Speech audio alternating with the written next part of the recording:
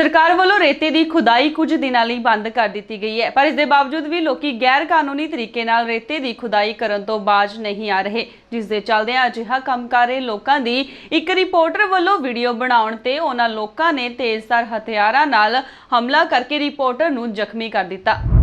सतलुज दरिया तो पार पैंदा पिंड संगोवाल तो एक अजिहा मामला सामने आया है जिथे कि सुरिंदर कुमार नामक रिपोर्टर ते तेजधार हथियारां दे नाल हमला कर दिता। सुरिंदर कुमार नकोदर न्यूज़ चैनल का रिपोर्टर दस्सिया जा रहा है। जानकारी मुताबिक दस्सिया जा रहा है कि गौरसिया खान मुहम्मद नज़दीक रेते की नाजायज़ खड्ड चल रही सी। जदों सुरिंदर कुमार रात करीब 12:30 बजे उत्थे पुज्या तां उत्थे मौजूद लोकां ने उस नाल कुੱਟਮਾਰ शुरू कर दी ते उसने भज के अपनी जान बचाई। उन्होंने उस उत्ते तेजधार हथियारां नाल हमला किया। इस तो उपरंत उसनूं पहला सिधाना बेटे दे सिविल हस्पताल ते फिर जगराओं दे सिविल हस्पताल विच भर्ती करवाया गया। दूजे पासे पुलिस का कहना है कि दोहां धिरां दे बयान दर्ज करके मामले की तफ्तीश की जाएगी। मैं पत्रकार सुरिंदर कुमार NNR मैनू पता लगा सी कि गोरसिया मक्खन खान मुहम्मद पिंड दे विच गलत माइनिंग हो रही है। तो रात को मैं 12 बजे जाके मोटरसाइकिल चुक्या अपना तो उत्थे जाके देखा कि उत्थे जाके देखे जो मैं कि सच्ची गलत माइनिंग हो रही थी।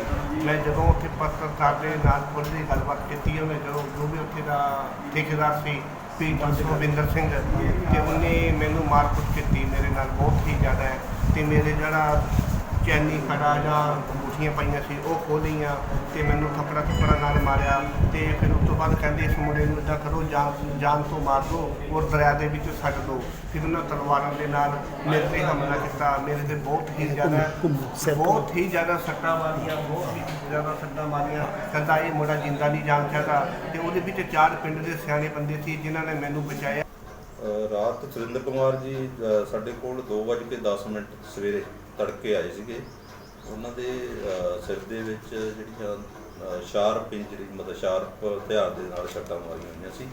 3 ਸੱਟਾਂ ਤਾਂ ਸਿਰ ਦੇ ਵਿੱਚ ਆ, ਬਾਕੀ ਹੋਰ ਬੋਡੀ ਤੇ ਸੱਟਾਂ ਠੀਕ ਹੈ।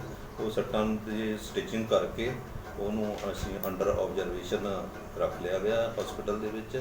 ਤੇ ਹੁਣ ਸੱਟਾਂ ਦੇ ਜਿਹੜੇ ਐਕਸਰੇ ਹੋਣਗੇ, ਐਕਸਰੇ ਤੋਂ ਬਾਅਦ ਇੰਜਰੀ ਦੀ ਸਪੈਸੀਫਿਕ ਕੋਈ ਉਹਦੇ ਵੈਸੇ ਜਾਨ ਨੂੰ ਕੋਈ ਉਹਦਾ ਨੁਕਸਾਨ ਫਿਲਹਾਲ ਉਹ ਅੰਡਰ ਕੰਟਰੋਲ ਆ।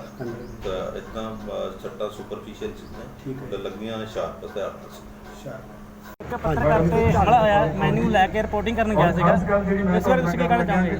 ਪੰਜਾਬ ਦੇ ਅੰਦਰ ਬਹੁਤ ਵੱਡੀ ਪੱਧਰ ਤੇ ਜਿਹੜਾ ਲੂਟ ਮਾਫੀਆ ਰੇਤ ਇੰਨਾ ਪਾਵਰਫੁਲ ਹੋਇਆ ਹੈ ਉਹ ਕਿਸੇ ਨੂੰ ਬਖਸ਼ਦਾ ਨਹੀਂ। ਇੰਨੀ ਗੁੰਡਾਗਰਦੀ ਕਰ ਇਸ ਗੁੰਡਾਗਰਦੀ ਦੇ ਪਿੱਛੇ ਹੈ ਕੌਣ ਆ?